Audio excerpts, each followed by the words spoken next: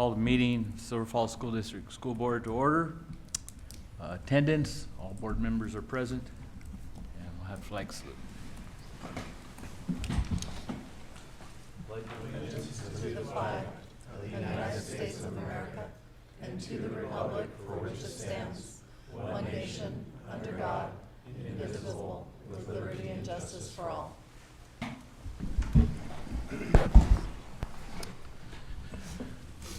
Okay. Entertain a motion concerning agenda review. I move to accept the agenda as published. Second. Been moved and seconded to accept the agenda as published. All those in favor, aye. Aye. All those opposed, nay. Passed unanimously.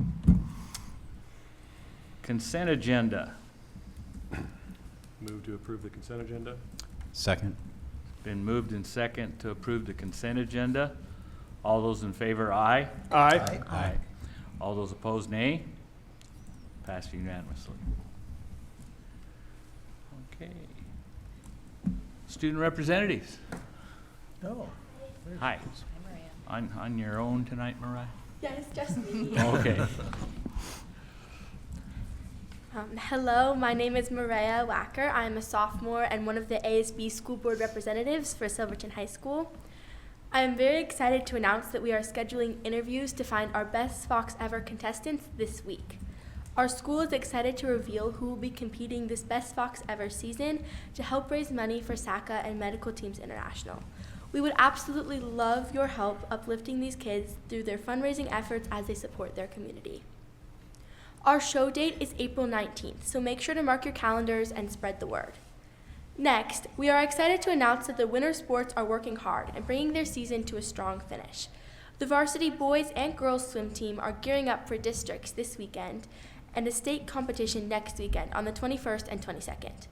Wrestling has also been working hard to prepare for districts as well as their state competition on the 27th through the 1st of March. Both boys basketball has been working hard with a 10-7 record, and girls basketball is killing it with a 16-2 record, ranking them second in the state for 5A. Tomorrow, both teams have a home game against Corvallis, with girls playing at 5:30 and boys at 7. Check out the OSAA website and Silverton Athletics Instagram page to follow upcoming games and cheer our Foxes on this season. Next, our theater department is kicking off with Newsies with their opening night this Saturday at 7 p.m. in the SHS Auditorium. Newsies is a Disney Broadway classic based on the New York City newsboy strike of 1899. We hope you bring your friends and family and come support our talented students. Our clubs and activities at Silverton High School are continuing their success through the winter season as well.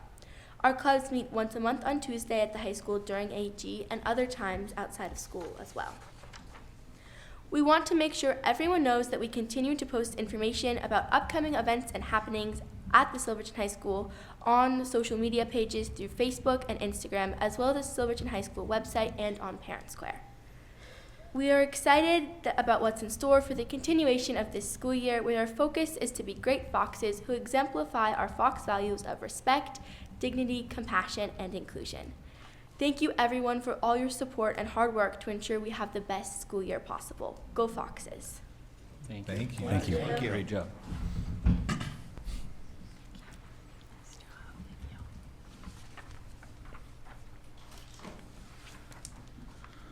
Okay, now we have some school principal reports, and from Community Roots, we have Kelly Hutchinson, administrator there.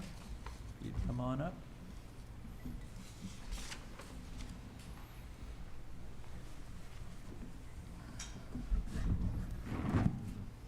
Hello.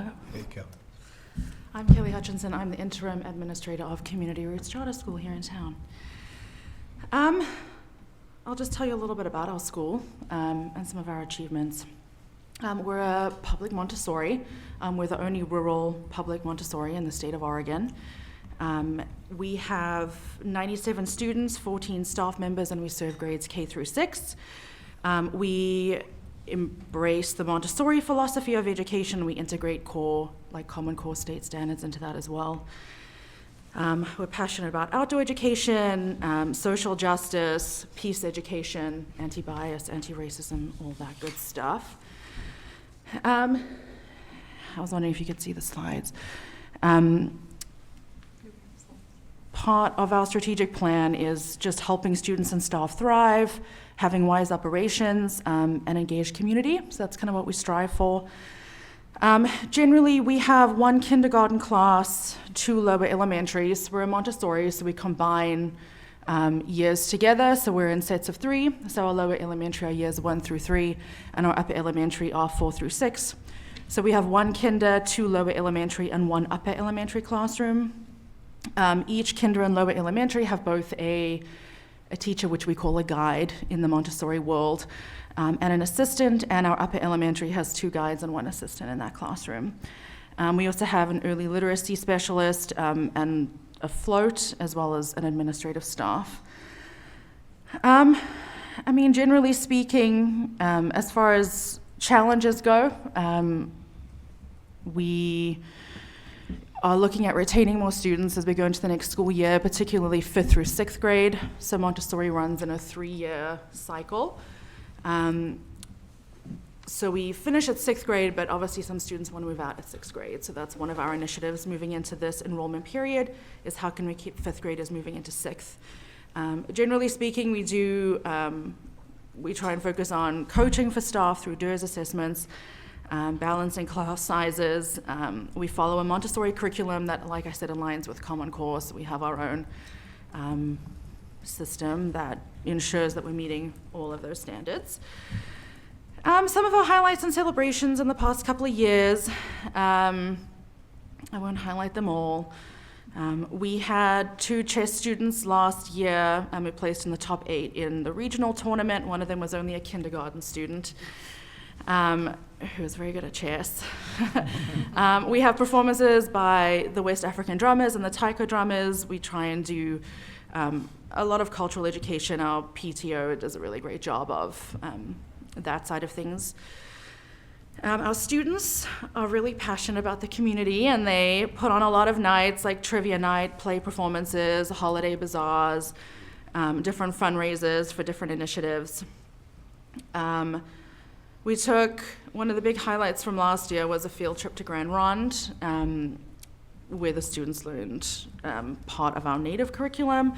We also had Bridget from the Warm Springs Tribal Confederation visit us to talk about the importance of salmon in the Pacific Northwest. Another highlight is that we do the salmon release each year, where we get the eggs from the Department of Fish and Wildlife, and that's like a big day. We all walk down to the park and release them.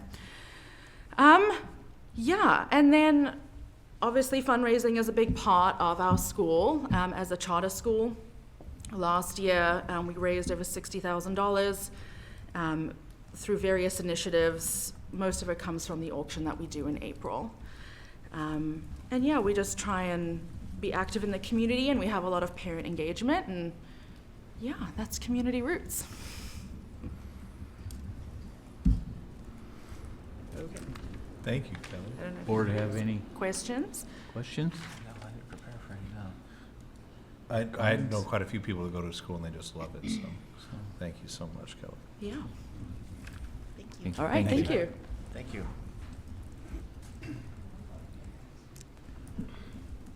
Okay, and now from Bethany Charter School, we have Kathy Frank, principal there. All righty, she's getting old, so the phones might creep. Just gotta put the earphones down. I do have a handout because technology, we're a technology school, but that's a trick from, would you like one, Mr. Learman? Sure. The beauty of being out in Silverton so long is that you have connections, like Mr. Von Flew, his little son went, very successful to Bethany. You're welcome. Mr. Wiesner, Geraldine was our secretary under when I was at the Cougar Den. Aaron's wife substituted last year for us, so I put that together. That was kind of cool.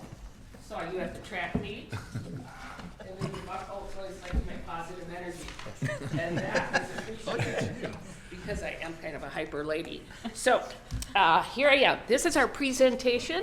It's kind of based off of what 2 years ago was asked. I never quite know what I should be bringing to the plate, but here it is. So at the front there, we have a lot of volunteers at Bethany Charter School, and that's something we strive for because of budgetary differences. So we get a lot, they'll cut our grass on the weekends. We keep our insurance, our volunteer insurance high because they'll be on the roofs helping us out, getting things done like that. But the coolest thing we have is parents who come in with their skill base. So we have forest rangers, and they came in and taught the kids about scat and studied that. So I wanted to make sure that you know that we are covering our science curriculum and its standards, but the kids all walked home with some bobcat scat around their mascot. Then our pride pillars are, I like how everyone mentions those, and they're pretty important to us. Number one is the practice kindness. So pardon? That's classic. The scat. Now we see the photo. I wanted to make sure you pay attention because I was one of those students in school who would write you'd have to write an essay and then I'd slide something in there to make sure the teacher read it that was completely not appropriate. So this is how I'm getting your attention right off the bat. So practice kindness is our first pillar, and you know that's about the world. We got to be kind. So we do learning. Come on, I'm all nervous and shaky. Citizenship where they go out and do service learning projects throughout the community, and one of them was our 3rd, 4th grade went and sang to our veterans on Veterans Day, and that was pretty remarkable. One of the teachers of our teacher was in the home and wanted her to come live with her so that kids can see that whole cycle of life, and it worked out pretty cool. Our other group, our 1st, 2nd grade, went on to the police station, gave treats to them for helping out and covering the area and their service back to us, so they got a tour also of the new police station. We have, on early release Wednesdays, if our curriculum is not too new, we like to do like an hour's little lessons that the children can sign up that will help, that we can't fit into our regular day. So one of them is a cooking club. And we get a lot of kids. It's kind of cool to see when we tease them about courting and that kind of stuff. If you're going to court, you got to be able to cook. So it all goes hand in hand with the life procedures. Inspiration. Lego, this was the first time ever that we have won a state trophy. And that was pretty cool. And that state trophy, I think your son was on Lego League when he was there. He was doing the robotics anyways. Yes. Well, we took home the Judge's Choice Award from state, and that was based off the core pillars of citizenship there. So we were quite proud of that because that's a hard one to get. Might have been a sympathy, but we're not sure. Excellence is all around, you know, we're always striving to be the best who we are. So I put on this icon a picture of our our Oktoberfest booth. We were handed the Oktoberfest booth from the volunteer fire department, and we took that over within a month and got that up and running, and now we use it for like community dinners, and we had a community dinner before our Christmas program and bake sale. If that wasn't a Hallmark movie, I tell you, you know, because we love the Hallmark setting, just kind of love, you know, all that stuff. And next, so that's page 1. Any questions on those pillars? Nope. And this is the report that I use from past reports. We have 18 staff serving 135 students. We currently have logged in 1,481.25 hours of volunteer support. I'm the principal for 19 years. We're on our 20th year this year.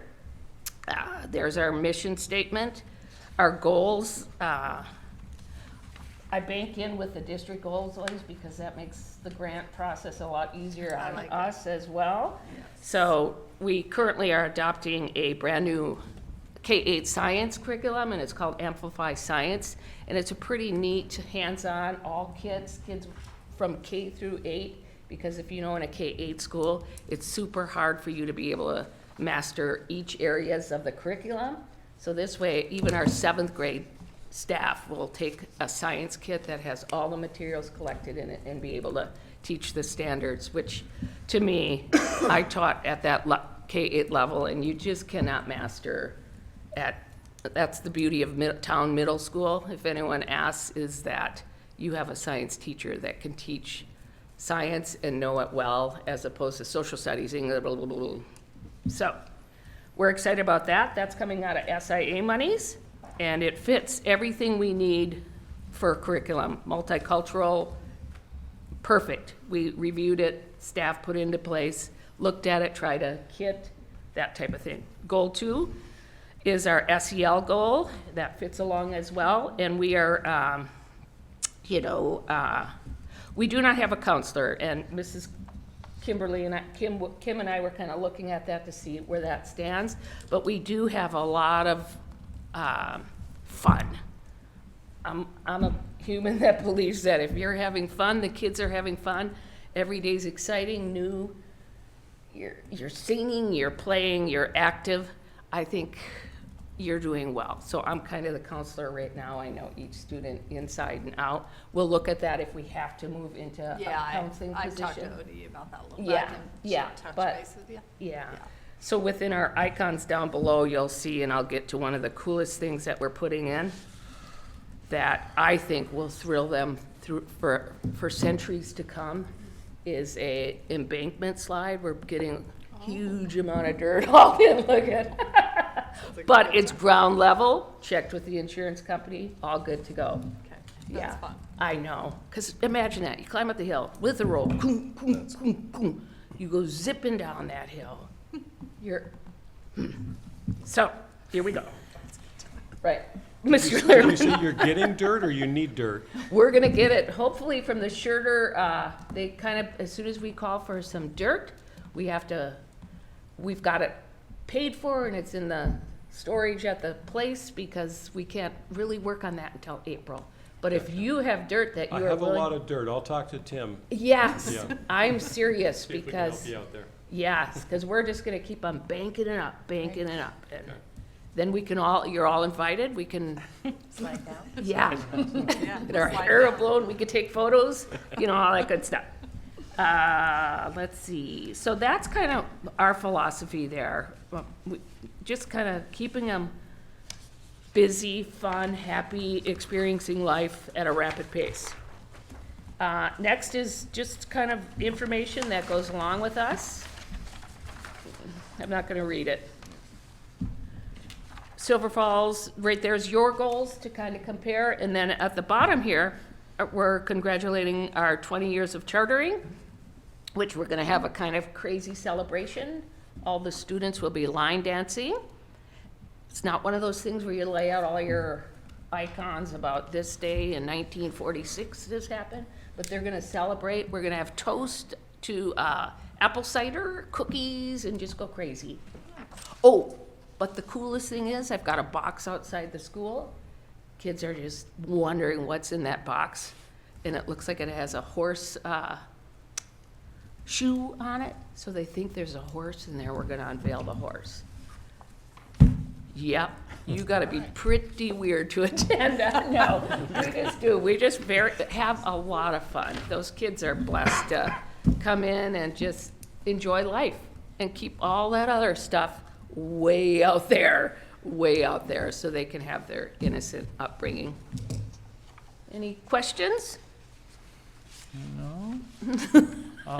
I'll have to stop by and come through though. It's been a lot of years since I taught there. You know A lot what? of changes. You should, Mr. Wiesner, and you're all invited to that 20th celebration. It's gonna be during our early Wednesday of an early release, and just live it up, and we've got a cool statue and just nice stuff.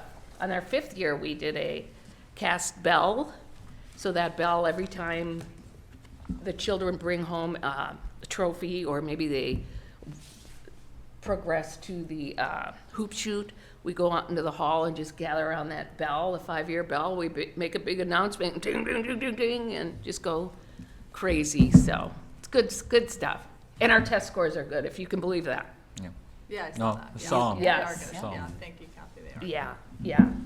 fun and high test scores. What else can you do? What else do you need? Yeah, Thank you, Kathy. you bet, you Thanks, bet. Kathy. Okay.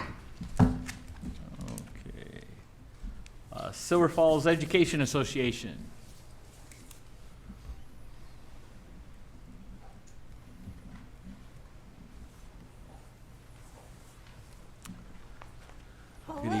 Good evening.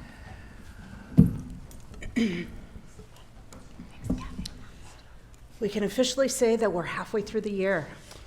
We are. Last week was the second semester began.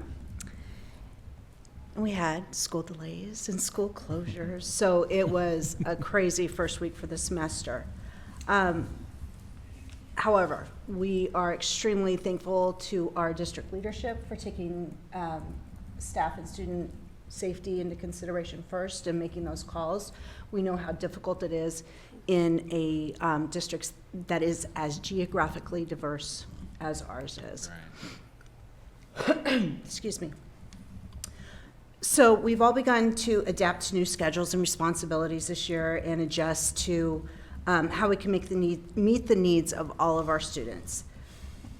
But we also have to reiterate again that this cannot be the new normal. As we move forward, we have to move away from this year. Cannot be the status quo. Licensed staff, we're surviving, but we're definitely not thriving. We repeatedly hear from our members that they have no mental capacity for something extra. They're doing what they can to get through each day or each week and doing everything that we can to teach our students. And regardless of how phenomenal we are at our jobs, we know that the current staffing situation is not what's best for students. So we have to keep that in mind as we make our budget decisions and as we move forward, that how are we best going to serve our students, because how we're doing it this year, it's not in the best interest of any of us. Last month, we gave shout outs to how grateful we are for the school board and for our principals, but we also wanted to take a moment to thank our district level administration as well. This year has been a roller coaster, but it's always been met with collaboration, solutions, and honest conversations. There has been a major culture shift at every level, and speaking as the executive team, it has made this year so much easier to navigate. So we want to thank you guys very much. Thank you. That's really nice. The busy season is still to come as we begin contract negotiations. However, we are looking forward to collaborating and to working together and making the process go as smoothly as possible. Thank you. Thank you. Thank you. Thank you. Can I make a comment? Oh, sorry, yes. I just want to say how grateful it was. I'm grateful to hear that, of thanking them and then working together. As a guy who's in the middle, I think I told you guys before, that is so encouraging to hear. So thank you for. Of course, making we are very, all things considered, very pleased with how that part of our year is going. It's a much needed change, and it's a welcome relief, because otherwise we would be in a completely different situation. Thank you, guys. Thank you. Okay, this is the first of our public comment moments in the board meeting. We're glad you're here and welcome you to address the board with your ideas, concerns, compliments. Please keep the following in mind. If you wish to speak, please raise your hand to be recognized by the board chair. If attending remotely, please use the raise hand feature within Zoom. For the record, please provide your name and relationship to the district. Please keep individual remarks to 3 minutes. If speaking as a representative on behalf of a group of 3 or more, comment time will be extended to 5 minutes. A second public comment period will occur later in the meeting that is specific to discussion and action items only. The board will not hear complaints against individual district staff or board members during the public comment. Please understand the board's primary role is to listen, and you will likely not receive an immediate response. Finally, remember, we all model the way for our students and ask that you share your thoughts respectfully and in accordance with the Silver Falls School District Board Decorum Agreement. And so with that said, do we have anyone that would like to speak here tonight? Do we have anyone online? We do not have any hands raised online. Okay. Okay. Then we shall move on. I think that's me. And it is administrator and staff reports, and Kim is first. Okay, thank you, Daniel. So we've got our superintendent's report for February 10th. That's today. I'm going to talk a little bit about my self-evaluation update. We're going to talk about graduation data, which is super exciting. And then I'm going to review guidance that came out from ODE on immigration. And even though we were kind of ahead of the curve on that, what we created and what we sent out to folks is similar to what ODE sent out to us. So we will go through that real quickly, and you have a copy of that inside your packet. So on my self-evaluation, I've been working on this. It's really hard to grade yourself. It's not easy. And so we've got that scheduled for executive session on the 24th, which is a work session. So we'll do an executive and a work session. And then I think Derek has an updated timeline for you that he'll go over here in a little bit. Graduation data. And Ms. Jorgensen is not here this evening to present this. Normally we would have had the high school staff do that, but she was unable to be here tonight, so you're stuck with me talking about it. So I will preface my comments by saying that right now, as a high school administrator, is when the rubber hits the road. So you've got kids that are hanging on the edge and they need a little push to get across the finish line. You've got kids that need encouragement, they need support, they need remediation, they need maybe a class or two online to get caught up, some of those different things. So with the chaos that we had last year with the budget issues and with our focus being taken away from maybe some of our student-facing systems that might help kids, I think that the data you're going to see is astounding for what the district went through last spring. So our employees were able to maintain really, really high standards for kids and get kids across the line, even though they were confronted with challenges like what our union shared earlier on a daily basis. And so that was really stressful for staff and for counselors and administrators and all those folks that are dealing with budget issues and possible reductions. And so I think that could have had an impact on our graduation data, but our data is really strong. So I think that's really a positive thing. So I'll share with you what we have. So the 23-24 four-year graduation rate is 90.4%. And these are all in the board packet as well. So you can see every school in the state if you want to get that crazy and get into the spreadsheet. Done. Our four-year completer rate, which is a really astounding statistic, was 96.1%. So that means, you know, pretty much everybody's finishing almost. It's really close. Five-year graduation rate, 92.2%. And a five-year completer rate of 95.9%, which again is really high. A dropout rate of 1.6%. And when I was working with ODE's team on dropout rate, when I was trying to lower it at another district, they said anything under 2% is stellar.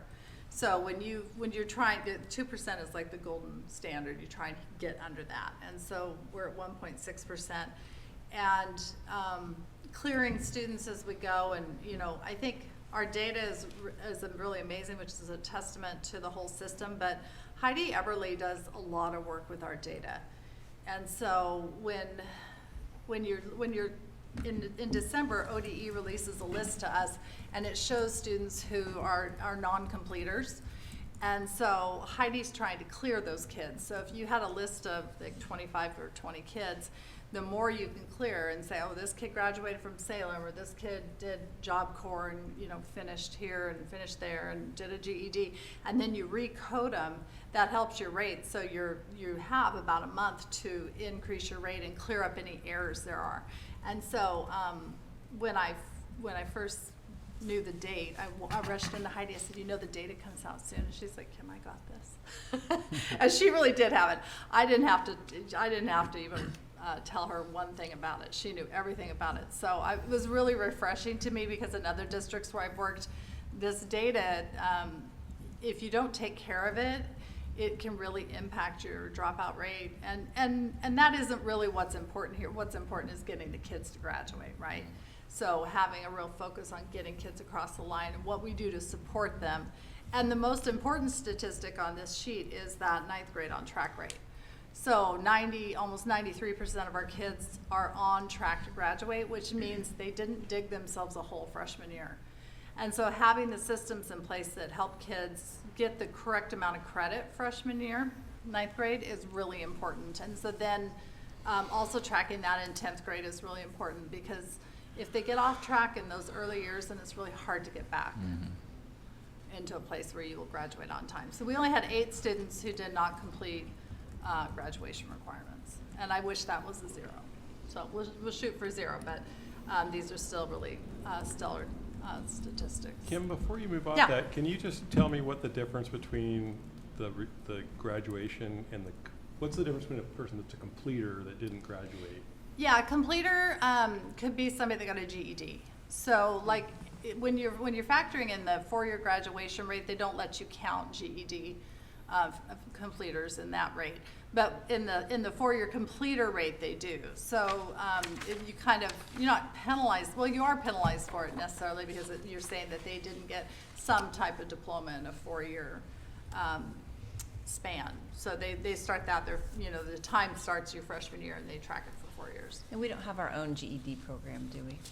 No, I think we partner with Chemeketa. But our staff are responsible for connecting kids to that program. Yeah, so correct. that's And yeah, Jen Hannon's really good at using that program, and so are our counselors. And so sometimes you have a student, we also have credit by proficiency in the district. So for instance, if you had a student that was missing a science credit, they can actually take the GED test in science, and if they pass that test, we can give them credit in science. So there are creative, and that's in policy, there are creative ways to help kids finish if you're smart about it. And so knowing those things and how to help kids and how to get them across the line is really important. They can also take a course on Graduation Alliance if they need to, and that helps kids, accumulate credit in a pinch. So. One other question that, this is my ignorance of the data here, but it seemed, just logically, it would seem that the 5-year completer rate would be higher than the 4-year completer rate. Well, I actually have that sticky note sitting on my desk. I'm like, why is this lower? Yeah. And so I actually will reach out to Peter Ruby, who's the one that did the data. And I didn't look at it today, but I will go in there and see if I can figure it out, because I do find that strange Yeah. as well, Owen, because it's an additional year I would think that would be higher as well. So I It's agree very with you. close, though. They are Yeah, very you're close. talking about a very few number Yeah. of kids. One yeah. or two students. Like Yeah. maybe a calculation. Yeah, it's just one or difference. and you might have a really stellar class that was able to finish those things on time, and it just takes some kids 5 years, and that's okay. If it takes you 5 years and you still finish, that's great. So And I want to concur that 9th grade number is huge importance, because those kids, they get behind in freshman and sophomore year, and that's when the huge give-up factor comes in, because it's just a snowball that rolls. yeah, we So- partner with the Center for High School Success, and that's a real focus on 9th grade on track, and so it's an important program for us to continue. And we use Measure 98 or SIA funds to pay for that. I'm not sure which one, Yeah. one of those two. Any other questions? Would that just be a different cohort of kids? The 5-year and the 4-year kids? Yeah, those are different cohort. Okay, Yep. so there's a different group. It's not the same group of It's a kids. different group, Okay, correct. I think that explains the discrepancy. Oh, that yeah. probably does. That makes You're sense, right. Tom. Yeah, it is a cohort that started 1 year earlier, Yep. correct. Got it. Yeah. Yeah, it could definitely be different. It just seems, yeah, Yep. definitely. Okay, and then I'm going to show you the state statistics. So the state graduation rate is 81.8%. 9th grade on track, 84.8. The whole 4-year completer rate was 84.5, and then the 5-year completer rate was 86.7. So we're higher than the state in every category. So I got some stuff on this. This one's a sensitive one to me, Okay. just ready? because it really does frustrate me. Nothing you, it's this. I'm The glad I'm state- not frustrated. The state, you're great at your job. The state is patting itself on the back for what, a 1% or 0.5% increase from last year? Senate Bill 744 passed, which means people can delay their essential skill requirements, which means as long as you get the credits done regarding basically the lowest grade, you still get a graduation diploma. Like, we have, like Portland, in 2010, had a graduation rate of 53.6%, and now they're miraculously at 84. So my gist that I have here is just like, although we had a big jump in graduation rates, policy changes and lower academic expectations are probably the reason for the improvement rather than student achievement, because our statewide proficiency scores in math, reading, science have all declined to remain the same. So like, are we just graduating to pad our numbers, or are they actually learning anything when they're done? That's my frustration with these numbers, because the numbers are growing, but what we're actually seeing, or like what I do, these kids don't seem to really know anything. Now, I'm over-exaggerating, obviously, but it seems like we're doing everything we can to just move the goalpost to make it easier to just get this piece of paper, rather than have the paper mean something. I have a couple of comments. Yeah. So, first of all, I think that when you're looking at a student's body of work, so used to be they could pass the OSAS test and that would satisfy all their essential skills. But now we have students that opt out of the OSAS. And so the state of Oregon actually removed essential skills from the component during the pandemic, but they are coming back in. No, So we still have them, to my knowledge. We still require it. we do. They are listed in the graduation requirements, but they were taken out during the pandemic for a little bit. But they are back in the requirements now, and you have a document that shows all the requirements. So I don't know if the opt-out is affecting our test scores across the state. I do know that I think that we have a lot of challenges for students with mental health and different things that I think.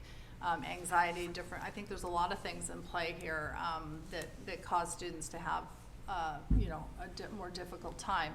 I would also say that Oregon has they're in one of the top categories for the most difficult graduation requirements in the nation. So we're in the top 5 of the most credits, the most requirements. So our credits and our requirements are not less than other states. They're actually more, they're more stringent and there are more requirements for kids to graduate in Oregon. And I guess, one last question. So in my research, it makes it sound like that homeschooling does not apply to the statewide graduation rate. Their numbers do not get counted for us. I think I would have to check on that, Josh. If they were accredited, then they could be considered to have a state diploma, I believe, an Oregon diploma. But if it's a non-accredited institution, then no, that they would not count towards the graduation statistics. It's the same way with Job Corps. They didn't used to report their graduation statistics either because they were a federal organization. And again, you're doing a great job, but this is my frustration with the overall system. Like, the numbers don't seem to be adding up to me, is all. So, and you did a good job explaining, so thank you. Yeah, well, and I think there's some other things so when we're talking about accountability, I think, ODE has an accountability task force right now, and they're trying to give districts options for how to show accountability in other ways. So, are we showing growth on STAR, or MAPS, or whatever assessment you're using, whatever summative assessment there is, and trying to, because I think there's some reasoning that maybe OSAS is not the end-all be-all for like student achievement and what it tells you, but again, you're correct, the NAEP scores for Oregon are extremely low, which is troubling, and I think that we have a lot of work to do in early literacy. I think once you shore up that so you got to build that foundation back up, and providing those consistent professional development opportunities for teachers, high-quality curriculum aligned to all the work they've already done, with projection maps and unit maps and all the things they did through edX, through the Guaranteed Viable Curriculum project. I was trying to find another word for it, but that is what you guys called it. Yeah, sorry. And so I think that some of that work, I think that will help us moving forward. And then, you know, as we're talking about our budget issues, really prioritizing what we're going to add back so that we are mindful about adding interventions for reading and math and things that really help students who are having a hard time manage school in a better way. Providing those supports for kids is really important. Counseling, mental health, all those things, nursing. And I can agree with Josh. It kind of gets frustrating when achievement scores and the graduation percentages don't match, and so you know that things didn't drastically change in 24 months or whatever for individual kids, and so getting a closer correlation. I was wondering on the on test scores for the benchmarks.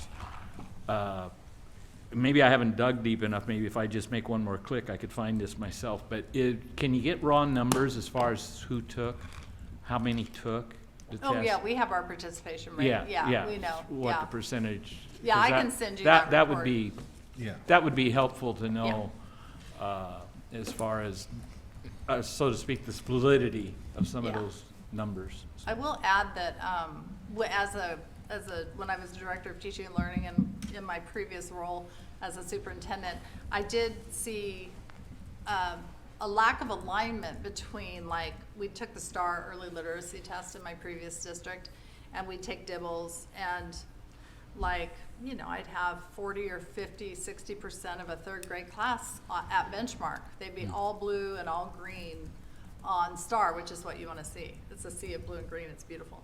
And then they'd take OSAS and it'd come back and it would not match what STAR showed. And so I don't know what the disconnect is, but I think sometimes that smarter balanced assessment is not always, and I would also say that the STARS and the DIBBLE data matched and the OSAS was like an outlier. So these two supporting that students can read in third grade, and then they take this test and it shows that they can't. So is it a lack of computer skill? Are they bad at typing? Like, it could be a lot of things.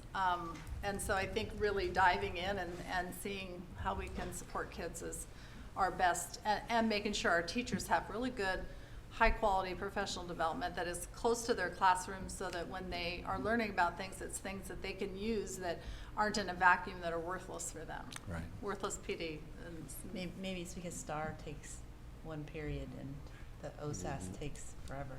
yeah, OSAS, yes. When I gave OSAS, it took me a whole Yeah, week to give it to does. kids. Yeah. It was miserable. A week. And it's lost instruction time besides. So much loss of instruction time, and then I'd have kids that would just click, click, click, Yep. click, click Yep. through, and I'd be like, stop, and they'd be like, I can't do it, Miss Kellison, and I'd be like, oh, well, okay. So Yeah.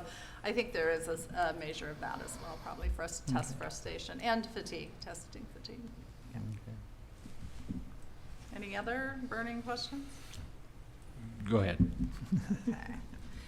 Immigration guidance from ODE, this is similar, and you have their full guidance in your board packet. This is just the one slide that I thought would give you some measure of what they're asking us to do. So these are their guidance for districts when immigration officials try to come into a school.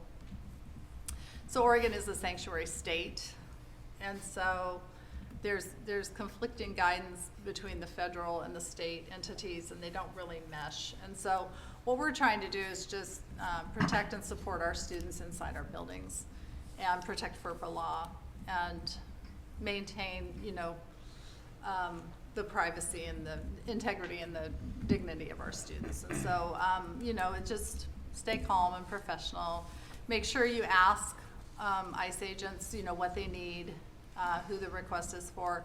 You're supposed to document their name, their badge, contact information, escalate any request to the principal or designee. So I am the designee. So I am on call for all ICE calls in the district, and I did train all building personnel on that at a meeting, because I wanted to make sure that if we had to say no to somebody, or if we had an issue, that I would be the one that dealt with it, not not an office manager or somebody that it would make uncomfortable. And, you know, we will call legal counsel for help if we need it.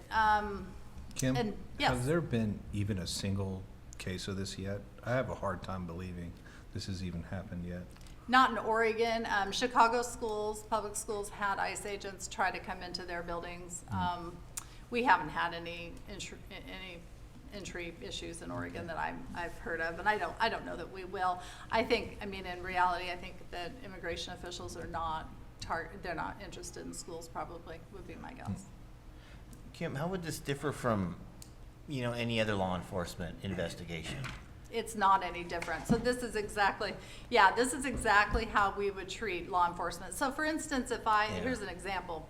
If I had a student in my building who was witness to a crime or something, and the police wanted to like interview them, I would immediately call their parents, and I would say, it'd be better if you interviewed that student when they get home. And I would not disrupt that student, drag them down to the office, and put them through a whole bunch of rigmarole. Yeah. So when I sent you our relationship with local law enforcement, this is exactly the same thing that we would do with local law enforcement. Okay. They do have the right to question kids if it was like a DHS call, so a Department of Human Services can come in and talk to students about, you know, if there's a parental complaint. Yeah. And then They gotta have a subpoena or something, some correct. paperwork, And if ICE agents had a judicial warrant, we would have to honor that. Yeah. It's just funny, things have changed, and throw my brother under the bus here. Back in high school, he got called into the office with another buddy, and there were some feds there, and they informed him about the improper what were they doing? Handling some mailboxes in the country roads, and they got a lecture from feds about interrupting interstate commerce, which is a federal thing. So I'm glad that all the kids, you know, this is just how we deal with all kids, immigration, anything. So.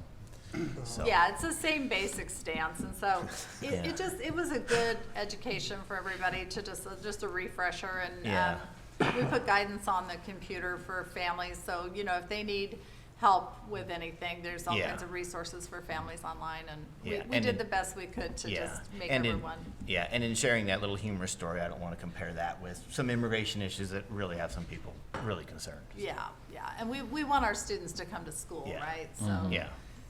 It's not good when their attendance is impacted by that, and so we want them to feel safe and comfortable and welcome in our building, and so it's adult issues.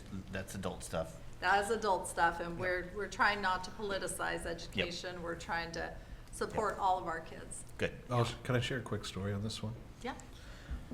This one's just tough. My daughter's a third grader at one of the schools here, and one of her classmates says, I might have to move. Just because she's afraid of getting, you know, or what, I don't know the whole situation, but to have my third grader afraid that she might lose her friend, that's just hard. It is very And I think our district may not be as effective, but I know some around us know their attendance numbers are dropping a little bit. Yep, because people of are this. scared to go shopping, scared to go to school. Yep.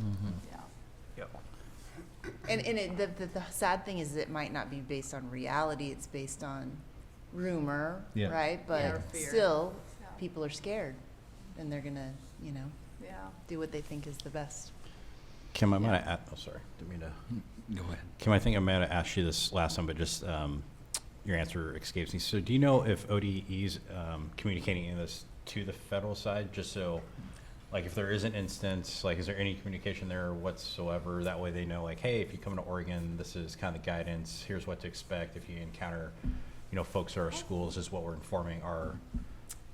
I'm not sure. I got a communication from Silverton PD that I'll send to you so you can read it. And I don't remember if it like notified the other direction. So I'll check with ODE. I'm gonna see a bunch of people tomorrow at COSA, so when I'm down there, I'll ask. I don't know. I do know that when I asked the Mount Angel Police Department if I intervene with ICE and prevent them from coming into a building, I asked him if I could be arrested, and he said yes. And same way with law enforcement, he said for not following federal law, or, you know, guidelines or whatever it is. And so, you know, while you're following the state sanctuary law and what we have set up, you're not necessarily, so somebody, if somebody can bail me out if I need it. Because, you know, I'm gonna protect kids. But of course, we're gonna follow the law too. So if somebody has a judicial warrant, then we'll. But I hope that never happens, so. Yes. Yeah, we're just trying to support everybody and. Yep. Yeah. We are, on that note, so we did get some information from the federal level about Title IX. And so the NCAA has made some changes recently to Title IX, and we're waiting for direction from OSAA. So I've not heard anything from OSAA or ODE on Title IX, but I bet you at the COSA Winter Conference we'll have some topics tomorrow and Wednesday when we're over there. So we'll keep our eye peeled for that. I just don't have any updates on that yet. Yeah. So that is forthcoming. So as we hear things that impact us, I will let you know. I will say that I did hear that there are going to be some major changes to the Department of Education is what I'm hearing at the federal level. And I don't know what those look like yet. I will say that, and I sent you guys an inaccurate number when I talked about title funding. Kim said I was high, so I'll send you our exact title allocations because Kim said I was a little high when I said that, but she was out of the office, so I just thought that's what it was. I had E-rate thrown in there and a couple other things, but federal law established IDEA, which is our SPED services and funding, and they also created title programs for kids. So those two things are grounded in law. And so the Department of Education runs both of those things. So I don't know like how easy it is to dismantle that, right? So, and they also run all the student loan programs and they process all the student loan payments and there's a bunch of other things they do. So I could see maybe reducing the budget, reducing the staff, perhaps some changes on that end. When we talk about budgeting for next year, you know, Kim and I, we will have to budget significantly less than what we had in title allocations because it just wouldn't be smart to budget the whole amount. It might leave us with a $300,000 or $400,000 hole. Yeah. So, Yeah. Chances of it being settled out by the time we're budgeting are probably slim, so. No, October is when Kim, you want to talk about that a little bit? Yeah, unfortunately, federal funds also run on a federal fiscal year, which doesn't start till October 1. So of course, their budget season is even entirely different. So when we're looking to, you know, finalize a budget, often even in advance of our state budget, federal is definitely on a completely different time frame, and as we all know, every day just kind of shoots us in a new direction. So we're just going to make sure that we don't end up with a situation where we counted on funding and now we have staff that are a couple months into the school year and realizing that funding's not going to realize. So. I will say that those title funds are really important in our district for supporting struggling readers and for kids that need help with math. And so we really hope that the federal government will fully fund those programs, but time will tell. Yeah. And I think that is it for me. I think it's on to Kim. Okay, well, Kim, financial and enrollment report. Well, wonderful. Thank you all. We have updated financial reports available on Board Book, and wanted to walk through a couple of the changes for you since our last meeting. So, starting with our revenues side, we have been advised there will be a state school fund update for the current school year coming out in March. Tomorrow we'll be attending the OASBO Winter Conference, which actually joined forces with COSA this year. This is a first time of merging them. There's so many pieces that we're all kind of in the same, we're headed the same direction. So this is going to be a great opportunity for everybody to get together from the finance and the administrative side. So that's going to be excellent. After further review, I'm going to go out on a limb and say I'm feeling relatively confident that we are not going to see any significant changes to the last ODE update for the 24-25 state school fund. So as we've been discussing, our budget was built using a March 2024 estimate for our state school fund this year. After that budget was adopted, a June estimate came out reducing that by $500,000.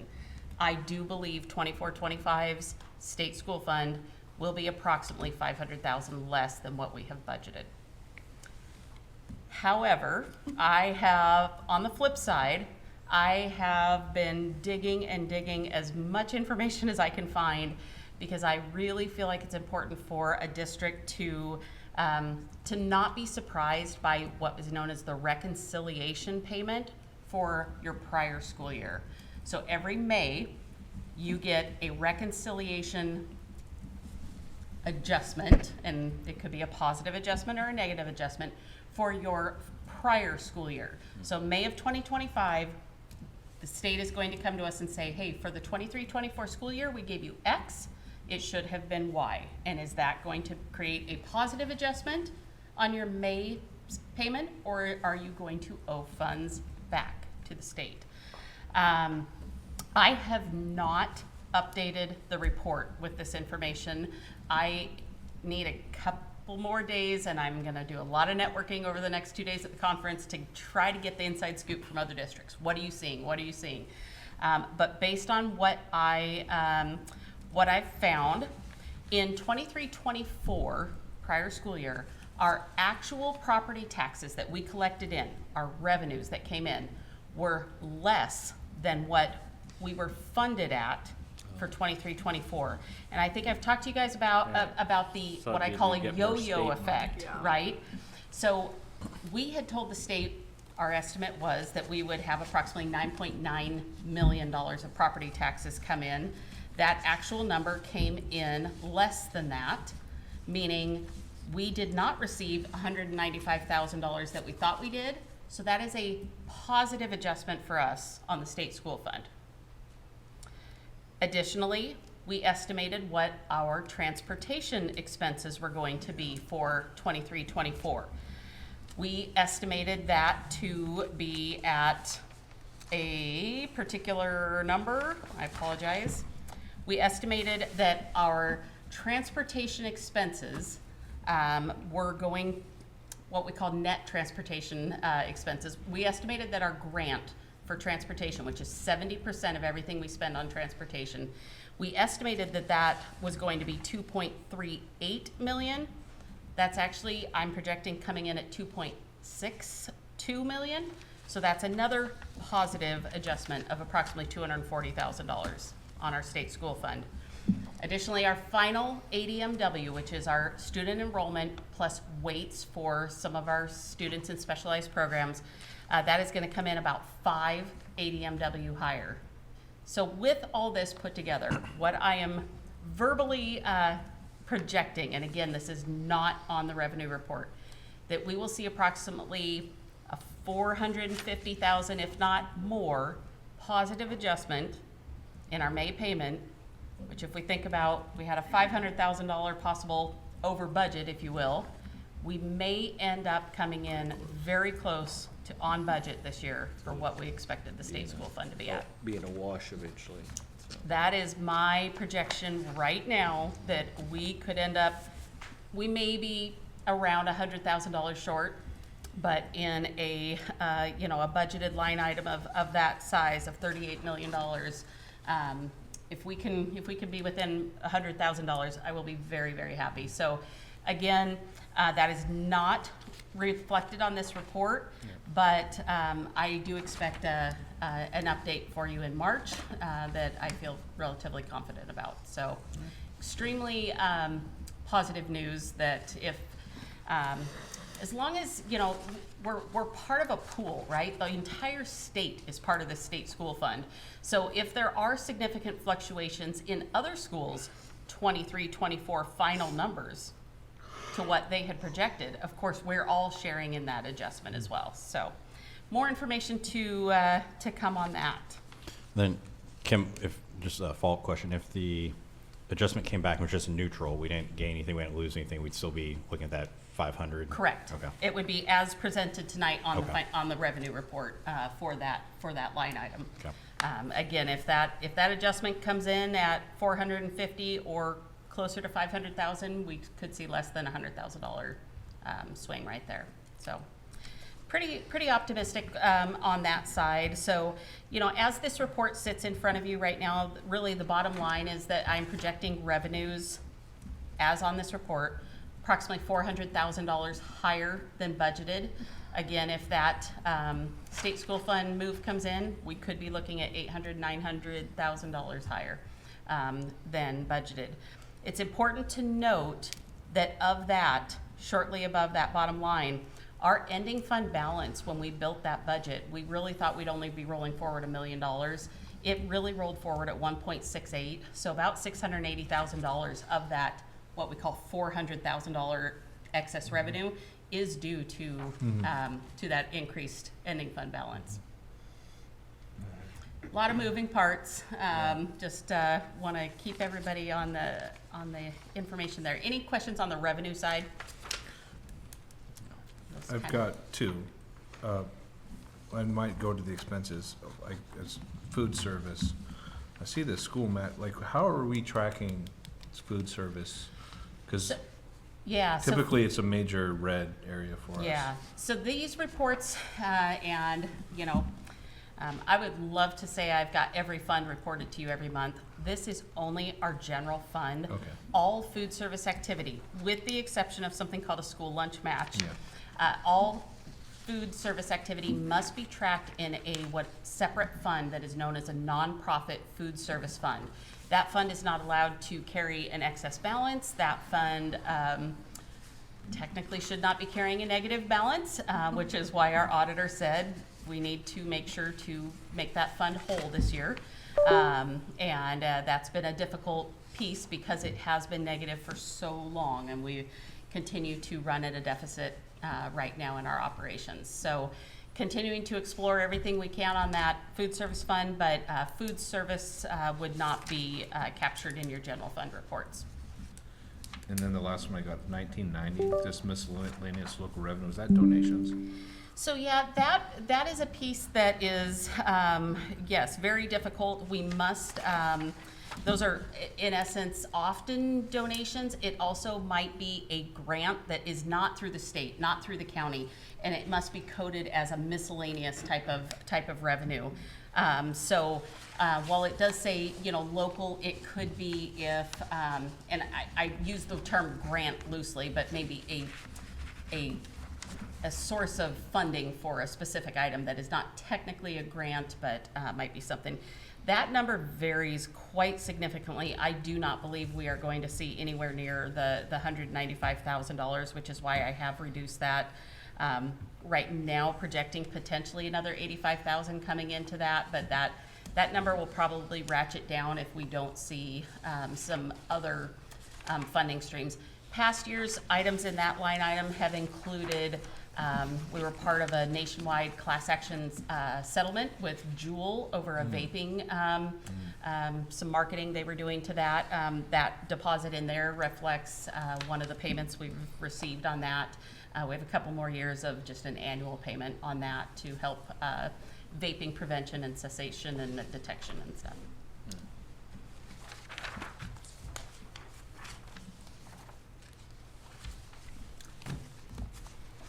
So if that's it on the revenues. On the expenditures side, you know, you're going to see every single month that your actual year-to-date expenditures are obviously going to increase, with your projections should be decreasing, as of course those expenses that we're anticipating going out the door are actually being paid.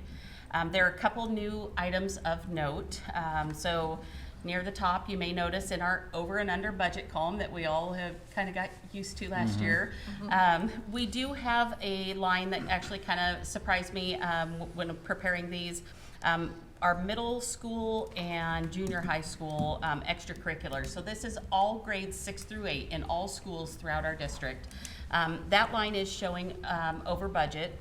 We did some showing 13% over budget, and we are looking into that. We have identified that it is due to some coaching and or club advisor stipends over what was budgeted in the discretionary accounts within our schools.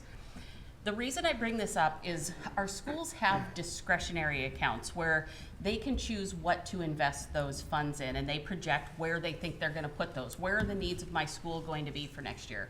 Well, possibly when they built it, they thought maybe they would be putting more into maybe the library or putting more into another bucket, if you will. But maybe they decided we'd rather have an advisor to help a club. So while it does show over budget, our schools are within their discretionary buckets of funding. So we are looking at it to make sure it is truly just a reallocation from what their original planning was, make sure there's nothing that's coded incorrectly, but it is higher than was originally projected on that specific line item. So then, collectively, we could expect, it'd be probably spread across a lot of categories, but there'd be less than in other categories than to balance that. You are exactly on track, and I point into the line item right above it, 1121, which is for expenditures within the instruction of middle school. So maybe they expected that they were going to spend a little bit more on those instructional activities, but they moved it more to an extracurricular. So things that might fall in that 1121 might be stuff you bought for the classroom, maybe materials, but maybe instead of materials, we're going to fund a staff member to provide an opportunity and an experience for something. So again, yes, still within their overall budgets.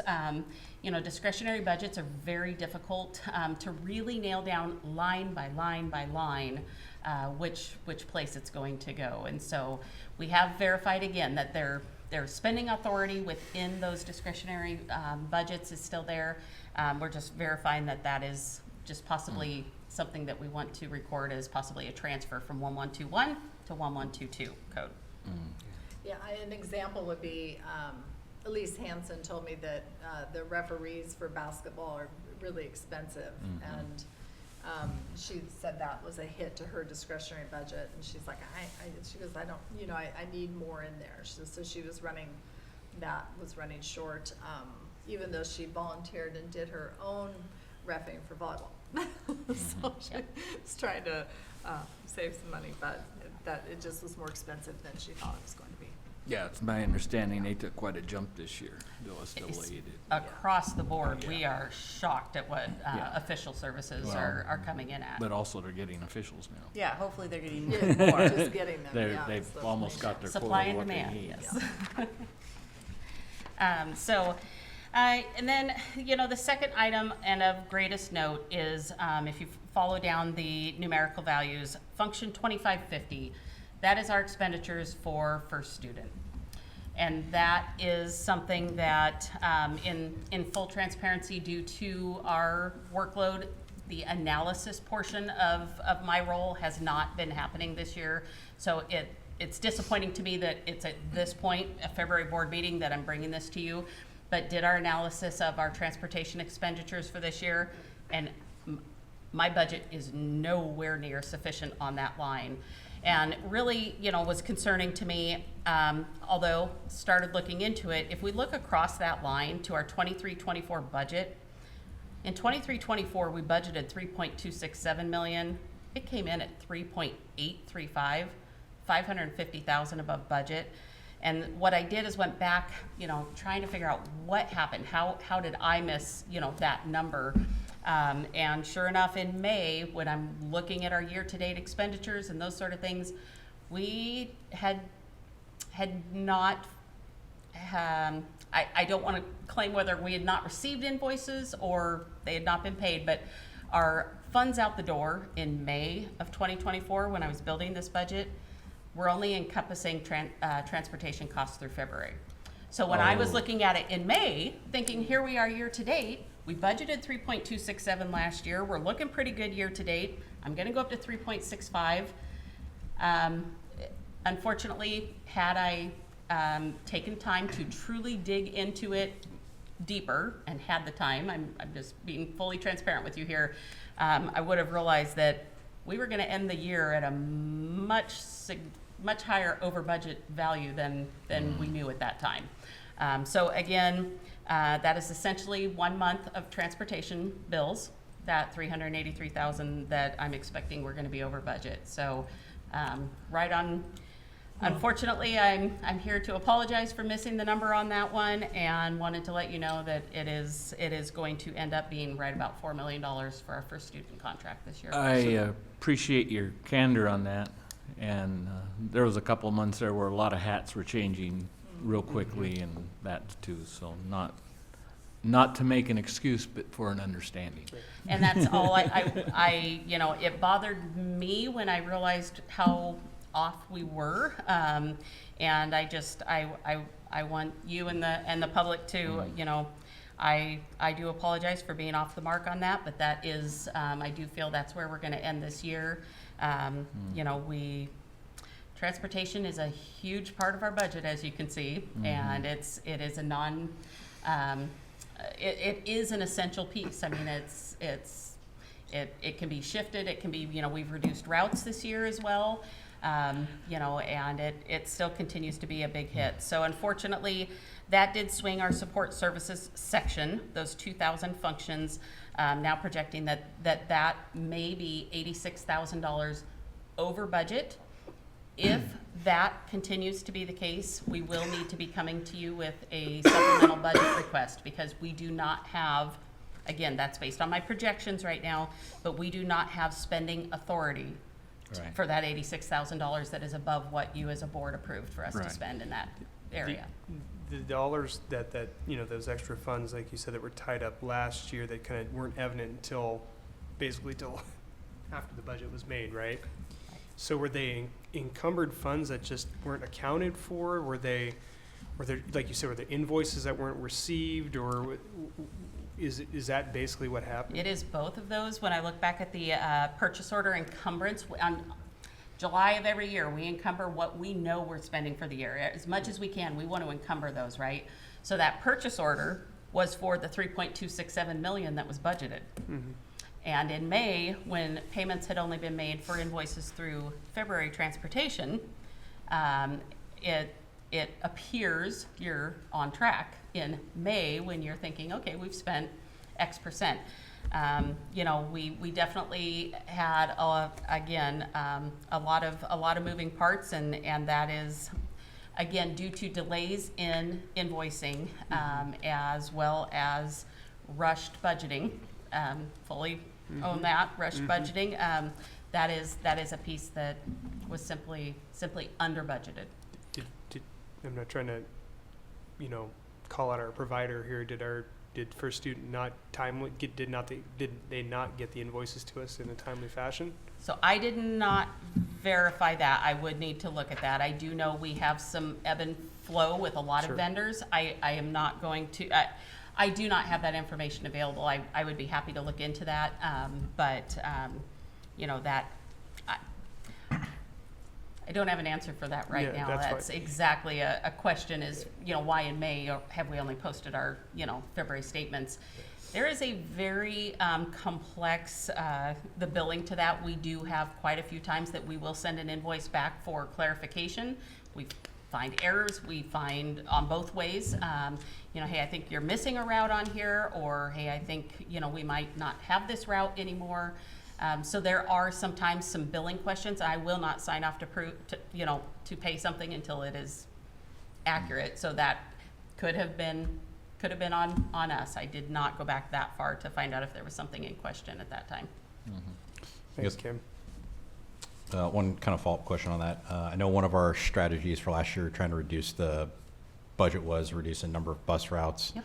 So I guess our number that we were looking at last year, I can't remember what it was off the top of my head, that's probably not accurate anymore. So maybe just an update to see what, if any, cost savings with the reduction in bus routes actually got us to where we're at now. Might be worse. Absolutely, yeah. We did reduce 2 general education routes as well as 3 special education routes. So there was a significant route reduction as well, which of course plays into your budgeting.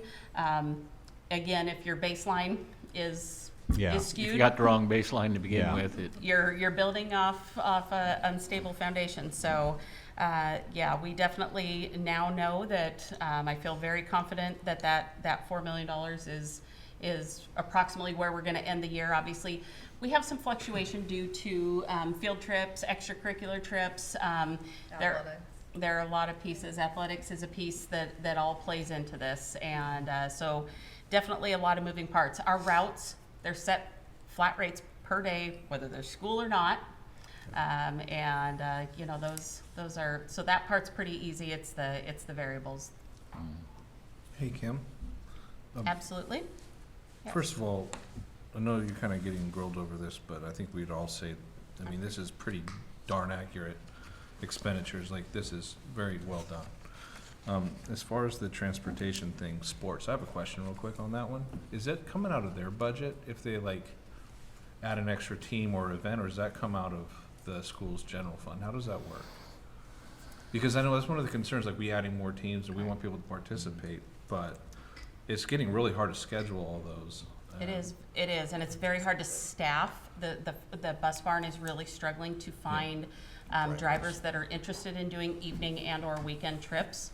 I will say that in this budget year, due to reductions in budgets, athletics, general fund, transportation has been fully exhausted, if not maybe a little extra. But they are supplementing their transportation this year through private donations. Okay. And one of the things I just remember last year, this budget, just a thought, I remember they had gone through a unionization at First Student. Yeah. And I'm yes. not sure if the rate increase would have gotten in the middle of our budgetary cycle. I remember this was something that was on my radar. Yeah. That might have been 2 years ago or last year, but I would guess that this 4 million probably might be accurate for next year, but what their rate increase is for going forward, because they could have caught us in the middle is what I'm saying. Absolutely, and I can't speak exactly to where the unionization, I know there was talk about whether Silverton joined in on that or not. I apologize, I'm not sure if that was in your meeting that you guys did. Pretty sure they did. On that at transportation. No. You are pretty sure they did? Yeah, talking to a couple drivers, They so. didn't mention that one. Okay. But I could be wrong. You know, so our transportation is part of a complex RFP process, right, where we have a contract with them. We have predetermined rates. So specifically, right now on my screen, I'm looking at 25, 26 rates per route. One of the, there's an annual fee, there's monthly fees, there's per route rates.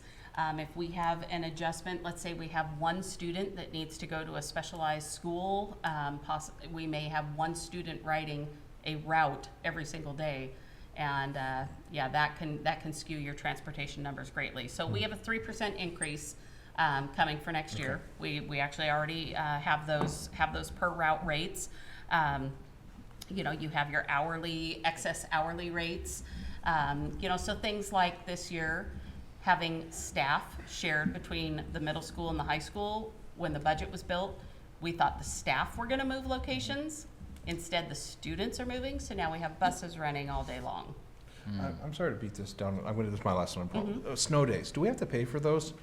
Are we still paying them even though they're getting canceled?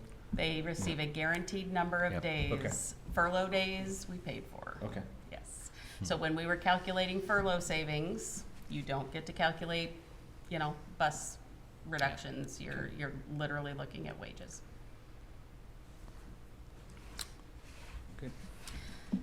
So we'll follow up. We're as I continue to review projections and that sort of thing. If that 2,000 support services function continues to look like it's going to be in excess of the appropriations that were approved through the budget, we will be needing to bring you a supplemental budget request to utilize some of the excess revenue that is coming in this year, the unanticipated revenues on the revenue side, to cover some unanticipated expenses on the expense side. Alternatively, the instruction function, I am projecting could be significantly under budget, so that may be more, instead of allocating additional revenues to expenditures, it's more a reallocation of reduction of the appropriations at the instructional level to cover the excess expenditures at the support services level. But at the end though, we are projecting that we are going to come in under budget on expenditures, $1.5 million. Please note that that includes, just a couple lines above that, a $1.1 million contingency that we do not anticipate needing to use. When the 24-25 budget was built, a lot of times you're going to put money into what is called an unappropriated ending fund balance, meaning you can't touch that money no matter what. When the budget was built, we felt that was a very scary place to be without having additional reserves. So our entire intended ending fund balance of $1.146 million is actually listed as a contingency right now. Oh, okay. Okay, so while we don't anticipate touching that contingency, had we budgeted it at the 7,000 level, we couldn't touch it if a roof caved in or a Right. boiler went out. Right. That is Oregon budget law. So by putting it in contingency, it's still a don't touch it in the way we are thinking, in our yeah. minds, but the state would allow us to touch that if needed. So again, of the $1.5 million under budget, 1.1 is for the contingency that we don't anticipate touching. So we really are about $400,000 under budget on our expenditures. Yeah,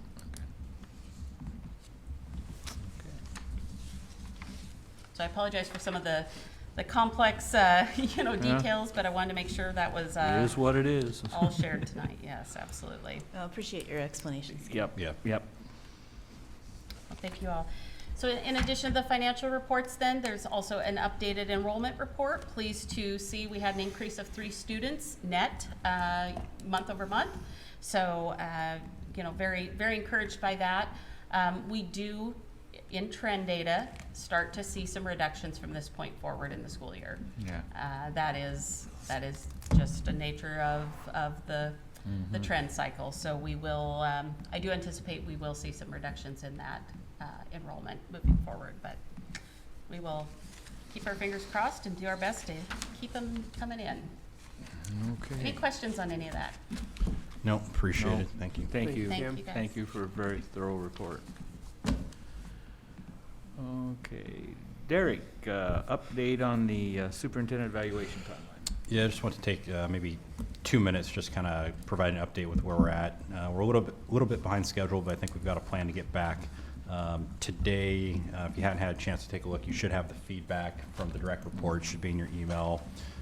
Looks like, I glanced at it earlier today, but looks like pretty good participation, and we definitely appreciate WSD helping out with that.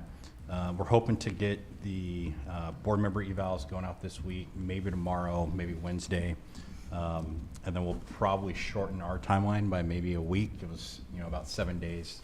I think the format's fairly straightforward. It's kind of a SurveyMonkey style. So the goal will be, hopefully, again, get that out in the next day or two, and then we'll be looking at next week with a due date response back. From there, probably around the 20th of February, we'll be looking at getting the compiled board data back from WSD, and then having that ready for our 24th meeting when Kim will present. So by the 24th, we should have a couple different buckets of information: the direct report info, our collective board member evals, and then Kim presenting on her self-evaluation as well. And then we can kind of have a conversation that day about drafting our summary eval. And So then- will we have seen the collective data at that point? Yeah, that'll be the goal, to have Okay. all that out, so that way we can kind of digest it and then be ready to Be able to- discuss. So on the 24th, we'll be able to come together in the executive session to kind of pull out the key themes, having a consensus like we've done in the past on arriving at a Correct. score for each of the leadership imperatives. Correct. Yeah.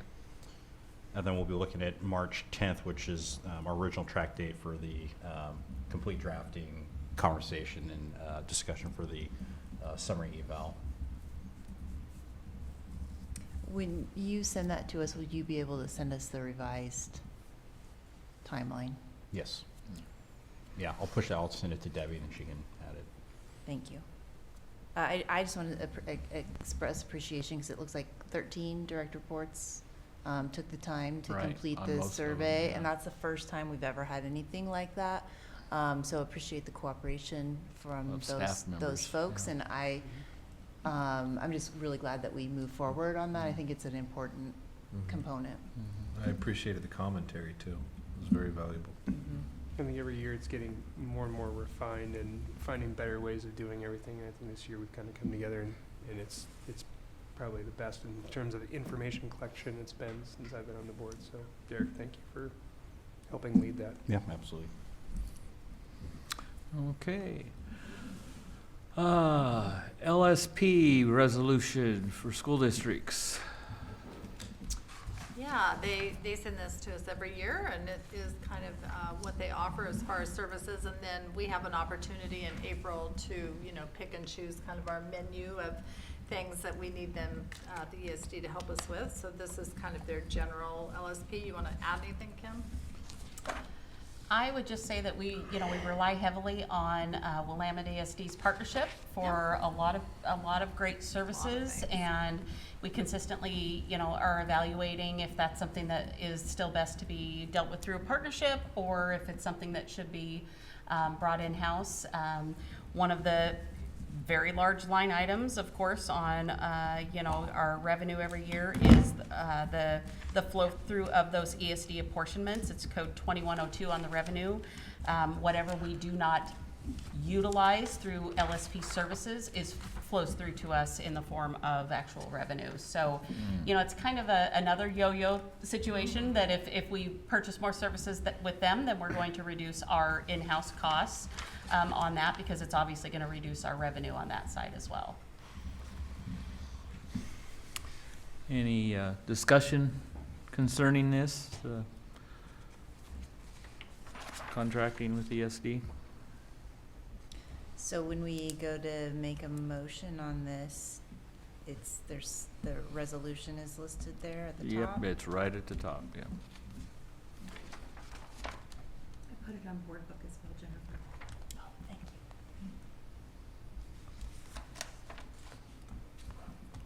you. Any further discussion? Okay. Okay, moving on to policy second reads.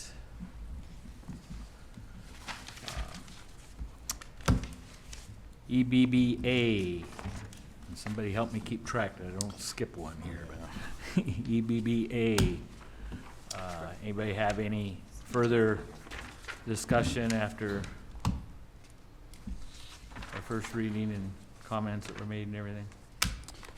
Yeah, just a couple final thoughts. In that first session, looking at the first data, one of my concerns was the current policy seems to provide specific guidance to like our staff about what to do in an emergency, first aid type situation, and the recommended policy specific to student health services doesn't seem to capture that necessarily. It seems more like global. So, and I can't remember if we had an AR that was going to cover like, here's what to do, that staff would have a reference point to, and I didn't see it captured in any of the other specific like updated drafts. So as long as it's somewhere, but it almost seems like we're deleting the guidance for staff and replacing it with more kind of like 30,000 foot view. Yeah, it does. I mean, we do have an AR associated with this regarding infection control, but it doesn't. Yeah, you did. I see the notes on that. Yeah. It says directions for staff is what I wrote on this last time.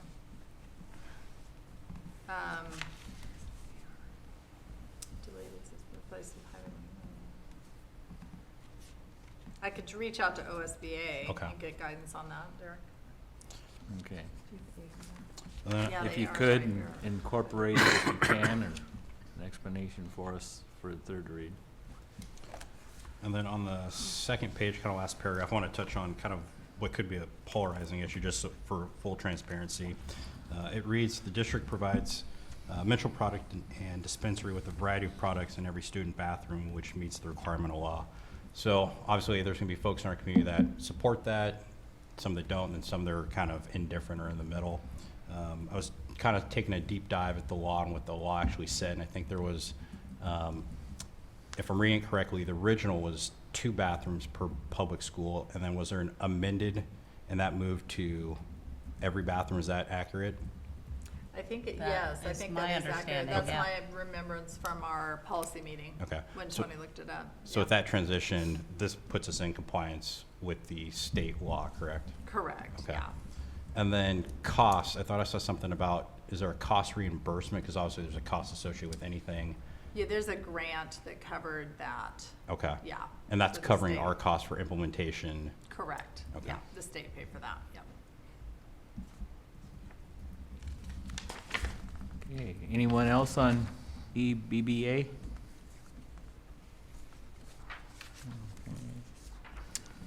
And how about EBBAR G1? That was gonna be deleted. Anyone The only- changed anything on that? The only reason I'm bringing this up is just based on what Derek said about, is there gonna be an AR to give anything closer guidance than 30,000 feet? So are we deleting this AR as well? Or just the policy? No, it was an AR. Yes, an AR Yeah, delete. they might. Going back to the first aid. Yeah, because when I was looking at these the first time, they were kind of all combined underneath this one. Or did they make another one? The cover sheet was used multiple times. Yeah, For they're having multiple you just policies. delete this because it's covered in the policy, I think. Okay.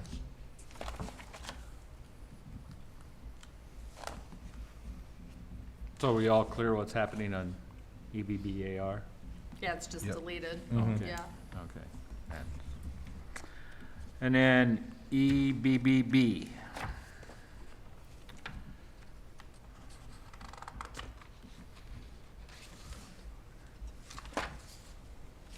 G1, actually. Anybody have any? This is required policy.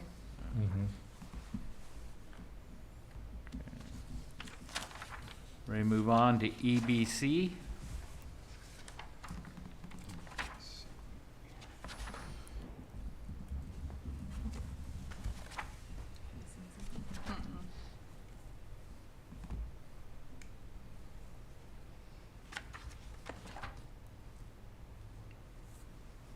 Anybody have any additional comments that weren't stated last time?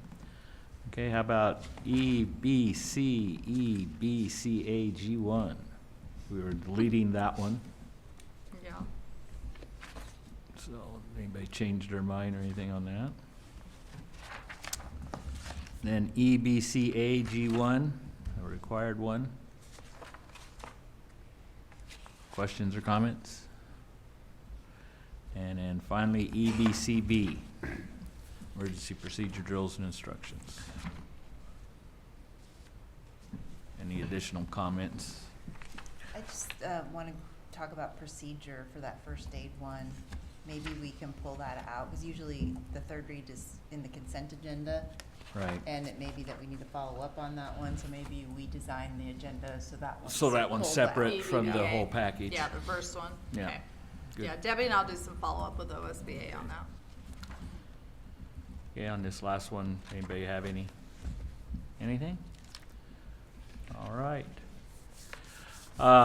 This is a second time for public comment. If anyone's here that wanted to comment? Anybody? Anyone online? Wait, the hand wave? Oh, I'm sorry. Yeah, go ahead. I'm sorry, I didn't.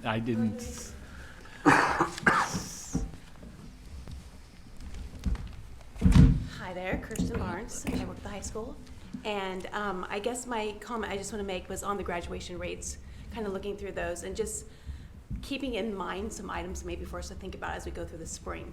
One of the items was with our 9th grade on track number was at 92.8%. And we're really proud of that, but we had a complete different system last year we used to get that number. So our freshmen had freshman seminar, which was a required course that all freshmen took the entire year to help them keep on track to graduate, and offered a full study hall period every day under a block schedule. So that was a big deal for us because it helped those students really keep up, and we had a lot more hands-on to help them move forward with that. So just as a teacher looking at those numbers and thinking about how do we keep that up this year, we haven't had the same opportunities to help them with that. And that impacted the fact that we didn't have Fox Camp 9 for our incoming freshmen this year, which has been our transition program from 8th grade to 9th grade. And so without having that program, we didn't really get to see a baseline where kids were coming in at the beginning of the year and just kind of set into class. And so I was just kind of thinking through, without the freshman seminar and the Fox Camp 9, where will our numbers be this coming year? Just making a comparison to that factor.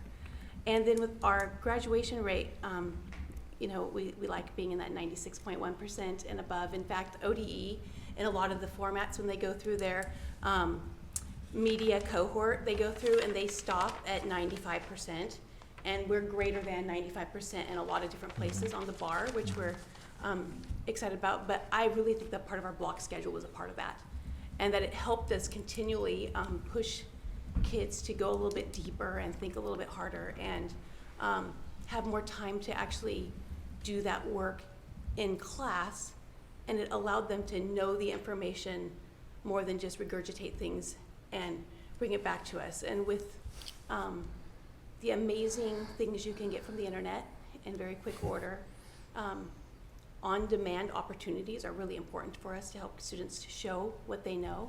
And so as I kind of look through and think, I love the work that they can do and get at home, but it's not the same as when they were doing it in my classroom, because I was able to help them walk through that process and not have them go explore it on their own just to kind of see how it worked. So, well, I think our numbers are going to continue to do good.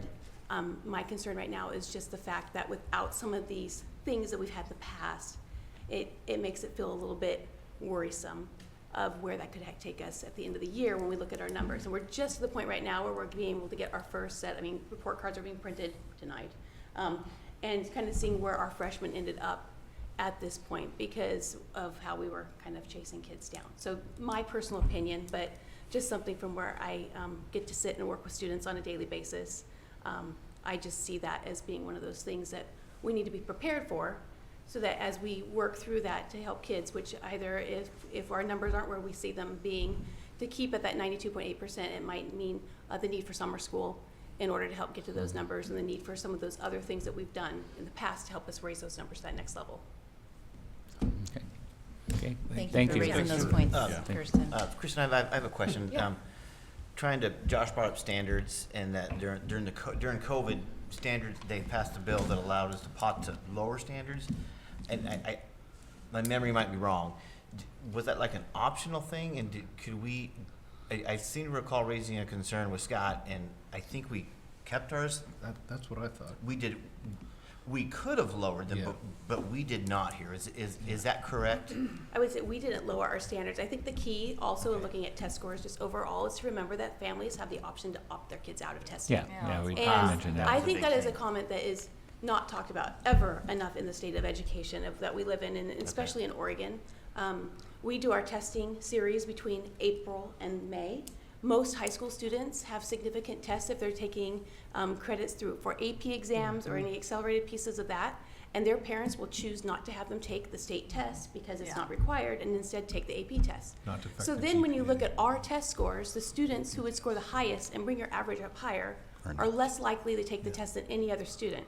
And the Really? students who would be at the lowest end of the spectrum are more likely to take it because they're not going to ask their parents to opt them out because their parents want them to take the test and see where they're at. So I think that's a really important thing that we miss a lot of time in education, is the fact that our test scores might reflect the people who were tested at that moment, but we forget to look at the whole of who wasn't maybe tested or did not participate in the testing.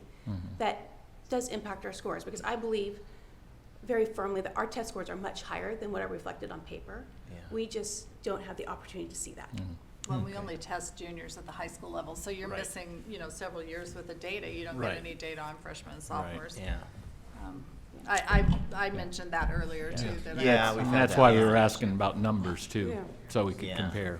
Thank you also- for that, because that was just something that, standards in Oregon were lowered. No, but we did not do that here. That's what I want to know, people to know. From the high school angle, we didn't make any changes during that time period, other than the fact that we Okay. were trying to track kids down and get them back to school Yeah, on a- yeah. on a daily basis. I mean, that was our piece. And they had Chromebooks all of a sudden that were part of their lives. The important thing to remember about that when ODE removed that was the main way that kids satisfied that. So we went into the pandemic in March of 2020. The main way that kids satisfy their essential skills is through the OSAS test. And so when they couldn't take it in March of 2020, ODE was like, ooh, how do we put that in as a graduation requirement for next year when the kids didn't have the opportunity to test?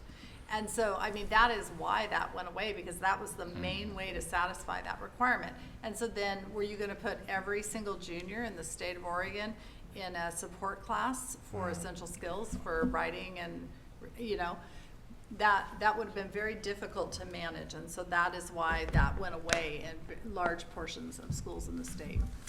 And I think we still have very high graduation requirements in general. I just wanted to mention too, because you talked about the block schedule, and students tell us how much they love the block schedule too. I think we all hear that. Yeah. I just want to make sure that that's said, that we hear that. We might not be able to do Yeah. anything As I about say, it, but very we much hear it. acknowledge it. Yeah, that was really apparent in the listening session. I did ask Patrick, like master schedule-wise, how many FTE that is, and he said it's 6 to 8 teachers Right. to Yeah, get it's back into substantial. law. Yeah. It's So substantial. it's a substantial amount of FTE. Yep. And I think the hopefulness from a teacher perspective is how many teachers we lost overall last year from our building here at the high school. And the curiosity factor of, like, do we come up a percentage or two at a time? You know, is it one teacher a year that comes back, or is it 4 teachers a year that come back? You know, how does that work in our grand scheme of things, to think about what our livelihood looks like? Because if it's one teacher at a time, and every department cut 2 or 3 people, and there's 7 departments, you know, it's gonna take a long time to see us get back to there, and that would be fairly disappointing from my perspective of what we were aiming for and what we've been working hard to do. Well, We bottom also line- have enrollment declines too, which play into Yeah, that. but the high school hasn't had that enrollment decline like the other schools that are in our district. I mean, our numbers at the high school have continued. They're I don't have that available. I mean, I It's on the thought, chart. I thought this it's- morning we were, I thought you were down around Yeah. 100 over the past 5 years, probably. Yeah. You were in the Yeah. 1300s. yeah, So- over the Yeah, last you're not. 3 years. So, Yeah. And when you look at the enrollment figures, so what's coming your way is smaller. Yes. Yeah. So like the kindergarten class is 2.25. Yeah. And It's- you're at it's- like yeah, It's 320. 100 less than our Yeah. high school classes. Which when you And- multiply that by 4, when they're all in the high school, that's 400 kids. and it's a real simplistic way of putting it, but I apologize for that, but it's gonna be basically what we can do with what we have crosses the road. I Yeah. mean, Yeah. let it cross. Yep. And, so that's, and that's why we're talking like the open meeting last time and everything, getting priorities and, because I'll go public saying this, there is not enough to do everything we need to do. There just won't be. And so, I have one comment before we go, and this isn't so much for Barnes, but I just find these hearing back from staff so valuable. The integrated meeting you guys did as a board member, hearing directly from teachers what it's like in the classroom is just so important for me to kind of try to make the best decisions up here. So it is. if the board chair and Kim can come up with more ways to, maybe like public comments, great too, but I know you can be a little intimidating to get up there, but it's very valuable for me to hear that, so I'd like to hear a little more if possible. We can do another town hall. That was great, Yeah, we'll do another one. Sweet. Thank you. Thanks. Thank you. That's great. Okay,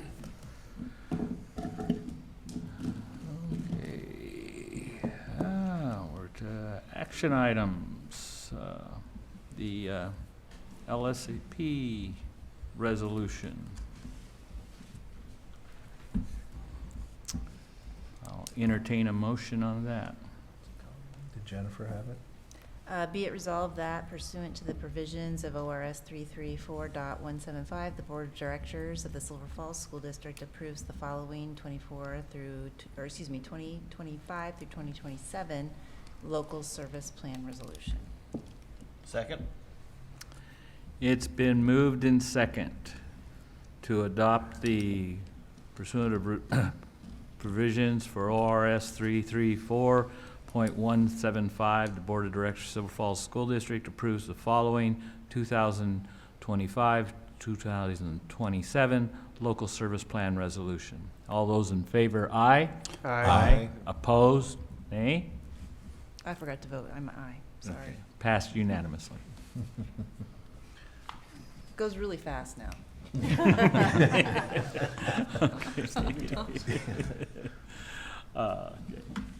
Is there any requests for future agenda? Got maybe an ask, just because it always plays in the budget. Facilities, I know they presented, it's been maybe Yeah, it's been a while. a couple months back, just for us to, Facilities. yeah, Yes. just to get an update where things are at, if we have any Yeah, where we're at. icebergs It out would- there. It would be great if Jeff could do that maybe in March after ODEs come through all the buildings. Oh, So that'd they're be great. busy Yeah. doing their facilities and their ADA assessments right now. Yeah, that's gonna affect that email you sent us about the cops grant, all that stuff, right? You said that's all on Yeah, hold that's what right now? we did the safety and security site assessment with ODE to prepare it, to put the COPS grant in, but the grant is still, I don't think it's open currently. So I'm hoping they'll review those and say, oh, hey, this is really helpful to kids in schools, and let's move on with this one. So I'm just watching the sam.gov site. for Okay. that. Any other requests? That was a good one. Okay, adjourned.